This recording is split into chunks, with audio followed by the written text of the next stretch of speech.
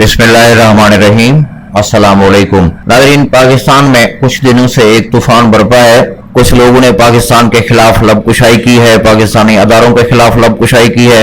नाज़रीन, मैं बताता चलूँ, ना मैं कोई सहाफ़ी हूँ, ना मैं कोई दानिश्वर हूँ, लेकिन एक मुसलमान होने के नाते से, पाकिस्तानी होने के नाते से, इस मुल्क का मुहाफिज होने के नाते से मुझे भी बहुत ज़्यादा तकलीफ हुई है। हमारी कौम गैरतमंद कौम है और जाग रही है।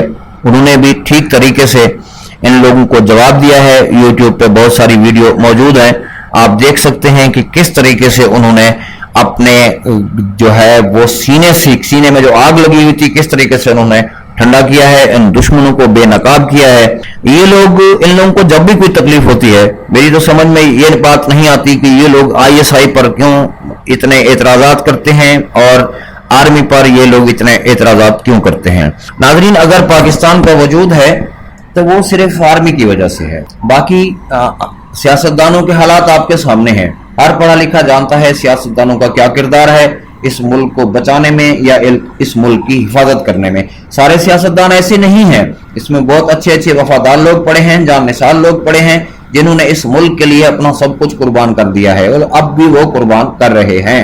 ऐसा नहीं है 5 fingers नॉट इक्वलेंट, 5 उंगलियां बराबर भी नहीं होती। नाजरीन, पाकिस्तान की बका अगर है तो वो फौज की वजह से है, इसके अलावा कोई दूसरी राय भी नहीं है। इसकी मैं चंद मिसालें आपको देता हूं कि जो लोग पाकिस्तान पर लबकुशाई करते हैं, पाकिस्तान आर्मी पर लबकुशाई करते हैं, ISI ये पाकिस्तान का अदारा है, ये एक अपनी तकसीम होती है अदारों की, हर एक की अपनी अपनी ड्यूटी है, वो अपनी अपनी ड्यूटी बस चुप खामोशी से कर रहा है। बहुत अच्छा निजाम है पाकिस्तान आर्मी का, दुनिया की बेहतरीन आर्मी में शुमार होती है। ISI दुनिया की नंबर 1 आर्मी है, नंबर 1 एजेंसी है। ये आप विकिपीडिया पे नेट पे जाकर देखें who is the number 1 agency in the world, तो आपको यही मिलेगा। पहले पाकिस्तान का नंबर आएगा कि ISI दुनिया की नंबर 1 एजेंसी है। अगर आप दुनिया की बेहतरीन अफवाज को देखना चाहते हैं तब भी आप लिखें तो भी आपको यही जवाब मिलेगा कि उन जितने भी ममालिक हैं उनकी जिनके पास अच्छी फौज है उनमें पाकिस्तान का नाम भी जरूर आएगा। तो जिन मुल्कों की फौज नहीं है उनका क्या हाल हुआ। सबसे पहला जो मैं जिक्र करूंगा वो इराक के बारे में है। इससे पहले भी जो मैं बात करूंगा वो इराक है, इसके बाद बोस्निया दूसरे नंबर पे है। इराक के पास कोई अच्छी फौज नहीं थी, वो ईरान से लड़ता रहा, उस वक्त ईरान की भी फौज अच्छी नहीं थी। अगर वो ईरान का मुकाबला करता रहा तो ये कोई बड़ी बात नहीं है, ये कोई पहाड़ नहीं है। ईरान के पास भी तो कोई अच्छी फौज नहीं थी। अच्छी फौज से लड़े फिर मजा आता है। एक बेकार आर्मी से लड़ रही है, वो मुल्क भी आफत ज़दा था, वहां इनकलाब आया था ईरान में, और उसी ईरान में सब कुछ इनकलाब के बाद तकरीबन उनकी फौज भी खत्म हो चुकी थी। उससे अगर लड़ता रहा तो ये कोई बड़ी बात नहीं है। दूसरा यह है कि दुनिया के सारे ममालिक ईरान के खिलाफ इराक की इमदाद करते रहे, तब उसने जंग भी जारी रखी। जब उसका वास्ता अमेरिका से पड़ा तो वही फौजी बच्चों की तरह रो रहे थे, जैसे ये फौजी ही नहीं है, ये कोई आम लोग यहाँ मैदान में आ गए हैं। फौज नहीं मालूम उसकी कहां गई, आज तक उसका पता भी नहीं चल सका। जिनकी फौज नहीं होती वो मुल्क महफूज नहीं रहते। आज कहां है सदर सद्दाम, कहां है उसकी फौज, कहां गई उसकी मईशत। आज वही अवाम है, एक एक रोटी को तरसते हैं। जिनकी फौज नहीं होती उनका यही हाल होता है। इसके बाद नाजरीन दूसरे नंबर पे लीबिया आता है। लीबिया के पास तमाम तरह के वसाइल मौजूद थे, उनकी अवाम बहुत खुशहाल थी। सदर कजाफी मरहूम ने अपनी अवाम के लिए बहुत कुछ किया, लेकिन जो सबसे बड़ी गलती की उसने फौज नहीं बनाई। वहां हर आदमी, जब कजाफी की हुकूमत थी, मुल्क खुशहाल था, लीबिया खुशहाल था। लीबिया के हर बंदे के पास गाड़ी थी, हर बंदे के पास मकान था। जो कोई कारोबार करना चाहता उसे हुकूमत कारोबार करके देती थी, लेकिन फौज नहीं थी। जब मुश्किल वक्त आया, दुश्मन ममालिक यही कुछ करते हैं कि ये मुल्क क्यों उठ रहा है, यहां भी गुर्बत होनी चाहिए, मुसलमान मुल्क है, वो ये देखते हैं। उसने जब सोचना शुरू किया सदर कजाफी को क्यों सजा मिली, इसलिए कि उसने अब प्लानिंग बनाई थी, अब मेरे पास एक फौज भी होनी चाहिए। जब उसने फौज बनाने का इरादा किया तो मुल्क के अंदर से ही बगावत करवा दी गई और सदर कजाफी इस दुनिया से रुखसत हो गए, उन्हें कत्ल कर दिया गया, मार दिया गया। लेकिन उसने फौज ना बनानी थी, ना बना सका। आज लीबिया की हालत यह है, जिन लोगों के पास गाड़ी थी उनके पास आज एक वक्त के खाने के लिए एक वक्त की रोटी नहीं है। चे जाए कि वो कोई अच्छे खाने खाएं, उनके पास खाने के लिए रोटी तक मुयस्सर नहीं है। ये है उन मुल्कों का हाल कि जिनके पास फौज नहीं है। अगले नंबर पे हमारे पास यूरोप का एक छोटा सा मुल्क है बोस्निया हर्जेगोविना। यहाँ लोगों के पास पैसे की फरावानी थी, डॉलरों की फरावानी थी, लेकिन इन लोगों के पास अपनी फौज नहीं थी। ये लोग पुलिस में भी मुलाजमत नहीं करते थे, اتنے عیاش تھے کہ یہ پولیس میں بھی ملازمت نہیں کرتے تھے، پولیس میں بھی ان کے لوگ نہیں تھے، فوج تو تھی ہی نہیں، فوج میں بھی یہ لوگ نہیں تھے، لیکن اس ملک کی تو فوج تھی۔ یہ بوسنیا جب چیکوسلواکیہ ٹوٹا، اس کے حصے بکھرے ہوئے تو بوسنیا اس کی ایک ریاست بنی تھی۔ بوسنیا میں جو مسلمانوں پر ظلم ہوا، اس کا آپ تاریخ کے الفاظ پڑھ سکتے ہیں، میں نے اپنی آنکھوں سے دیکھا ہے، میں اپنی بات کر رہا ہوں، میں نے اپنی آنکھوں سے دیکھا ہے بوسنیا میں ہماری ماؤں بہنوں بیٹیوں کے ساتھ کیا ظلم ہوا، یہ آپ کی سوچ سے بھی بالاتر ہے۔ لاکھوں ہماری ماؤں بہنوں کی بیٹیوں کی عزت برباد کی گئی، ہمارے لاکھوں لوگوں کو زندہ دفن کر دیا گیا، کئیوں کو گولی ماری گئی، ٹینکوں تلے روندا گیا۔ کیا وجہ کیا تھی؟ ان کے پاس کوئی فوج نہیں تھی۔ جن کی فوجیں نہیں ہوتی، جس ملک کی فوج نہیں ہوتی، ان ملکوں کا یہی حال ہوتا ہے۔ اس کے بعد افغانستان ہے، افغانستان کے پاس اپنی کوئی فوج نہیں ہے، اگر ہے تو یہ نہ ہونے کے برابر ہے، یہ فوج نہیں ہے، اس کو فوج نہیں کہتے۔ فوج نہ ہونے کی وجہ سے جب سے میں نے یہ ہوش سنبھالا ہے، افغانستان میں نے جنگ دیکھی ہے، وار، اور آج تک وہ جاری ہے۔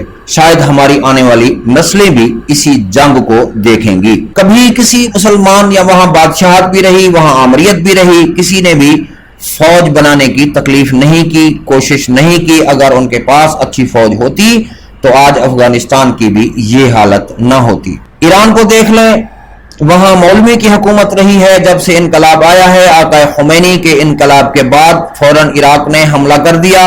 سارے ملک چاہتے تھے، سارے مسلمان ملک چاہتے تھے، یورپین ملک چاہتے تھے کہ ایران صفحہ ہستی سے ہی مٹ جائے یا ان کی مولویوں کی حکومت ختم ہو جائے، لیکن انہوں نے 10 سال تک عراق سے جنگ کی، جیسے تیسے کر کے وہ جنگ کرتے رہے۔ جب صلح ہو گئی تو انہوں نے اپنی پوری توجہ، پورا فوکس ان کا فوج پہ رہا، انہوں نے فوج بنائی، لوگوں کو تربیت دی۔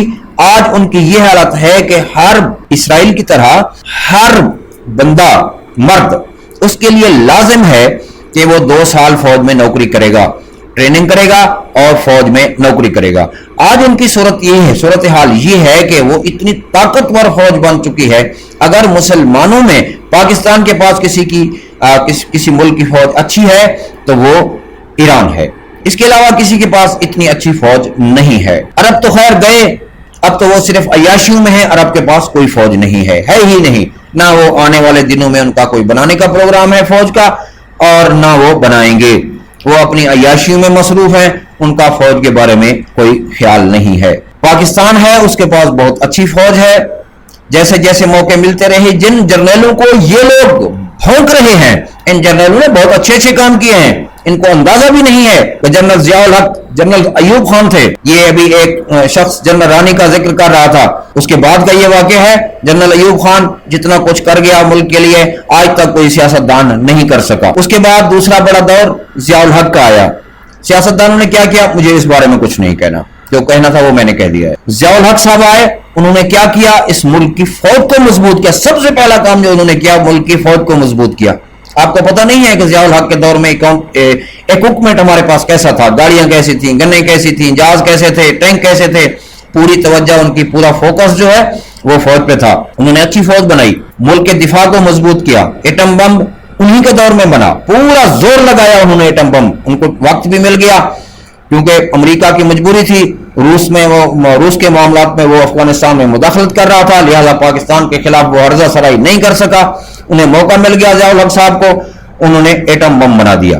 اس کے بعد پاکستان بہت مضبوط ہو گیا، دنیا کو بھی پتہ چل گیا کہ پاکستان نے ایٹم بم بنا لیا ہے، ورنہ روس کیا کرنے آیا تھا؟ یہ ISI دنیا کی ایسی ایجنسی ہے جسے یہ شخص کہہ رہا ہے کہ انہوں نے کبھی کوئی بلی بھی ماری، کوئی کتا بھی مارا، ایسے کتے ISI نہیں مارتی۔ اگر ایسے کتوں کو اگر وہ مارنا شروع کر دے تو اپنا کام کیسے کرے؟ لہذا ایسے کتوں کو ISI نہیں مارتی، یہ چھوٹے چھوٹے کتورے ISI نہیں مارتی، یہ بھونکتے رہتے ہیں۔ وہ کہتے ہیں نا، ایک عام مثال مشہور ہے کہ چوکیدار کتوں کو نہیں مارتا، رات کو چوکیدار پھرتا ہے نا گاؤں میں، شہر میں، تو کتے بھی بھونکتے ہیں اسے، تو چوکیدار کا کام کتوں کو مارنا نہیں ہوتا، اسے اپنے شہر کی حفاظت کرنی ہوتی ہے۔ اگر ان کتوں میں الجھ جائے ISI تو پھر اپنا کام کیسے کرے؟ تو افغانستان میں جب رشیا آیا تھا، روس آیا تھا، اس وقت یہ USSR تھا، ابھی دیکھیں, مجھے وضاحت کرنے کی ضرورت نہیں ہے کہ یو ایس ایس آر کس کو کہتے ہیں. یہ آئی ایس آئی کی مہربانی ہے. جو شخص کہہ رہا ہے کہ یہ کتا نہیں مار سکے, آئی ایس آئی کی مہربانی ہے. روس جیسی طاقت کو انہوں نے ٹکڑے ٹکڑے کر دیا. یہ آئی ایس آئی کا کمال ہے. تمہیں کیا پتا آئی ایس آئی کیا ہے, کیا کرتی ہے؟ تمہیں کچھ بھی نہیں پتا. جو آئی ایس آئی کے خلاف بندے بات کر رہے ہیں انہیں کچھ بھی نہیں پتا آئی ایس آئی کیا کرتی ہے. انہیں روس کے ٹکڑے ٹکڑے کر دیے. آئی ایس آئی اپنا کام کر کے ایک طرف بیٹھی ہوئی ہے. تم لوگ پتہ نہیں کیا کس بنیاد پہ آئی ایس آئی کے خلاف باتیں کر رہے ہو. مجھے یہ سمجھ نہیں آئی. سمجھ تو آتی ہے, خیر میں تو اتنی زیادہ گہرائی میں نہیں جانا چاہتا ان کے بارے میں. اور بہت سارے میرے محب وطن بھائی پڑے ہوئے ہیں جو ان کو بے نقاب کر رہے ہیں اور بہت اچھے طریقے سے بے نقاب کر رہے ہیں. میں کسی کی ویڈیو نہیں اٹھا کے ڈالوں گا کہ یہ ہے, آپ ان کو دیکھیں. اس کے بعد پھر امریکہ آیا. افغانستان پہ انہوں نے ایک اسامہ بن لادن کا ایک ایشو بنا کر اس نے پھر افغانستان میں اپنے پاؤں جمانے کی کوشش کی. تو وہ کس حال سے اب اتنا عرصہ جنگ کرنے کے بعد وہ کیا حاصل کر کے واپس امریکہ جا رہا ہے. یہ جس بارے میں جن کے بارے میں تم کہہ رہے ہو یہ کتا نہیں مار سکتے, امریکہ جیسی سپر طاقت گھٹنے ٹیک کر یہاں سے نکل رہی ہے. یہ ہے آئی ایس آئی کا کمال, جسے تم ایک ناکارہ ادارہ کہہ رہے ہو. دنیا کا نمبر 1 ادارہ ہے. It is shame for you.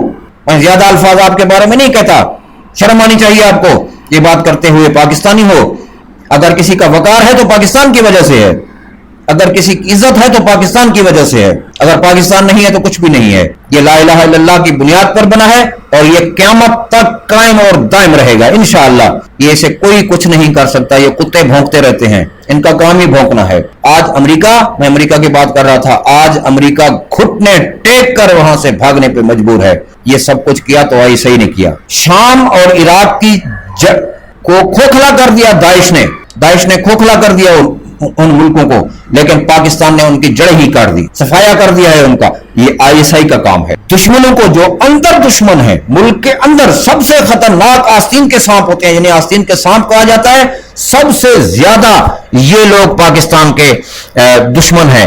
اگر ان کو بے نقاب کیا ہے تو آئی ایس آئی نے کیا ہے, ورنہ اور کون ادارہ ہے جو ان کو بے نقاب کرتا. پرویز مشرف صاحب کی بات کر رہا تھا, انہوں نے بھی ایک نازیبہ لفظ پرویز مشرف صاحب کے بارے میں استعمال کیا. یہ وہ پرویز مشرف صاحب ہیں. پہلے پاکستان کے لیے میں دیکھتا ہوں جنرل ضیاء الحق صاحب نے جو کچھ کیا وہ میں گوشہ گزار کر چکا ہوں, اس کا مختصر سا خاکہ.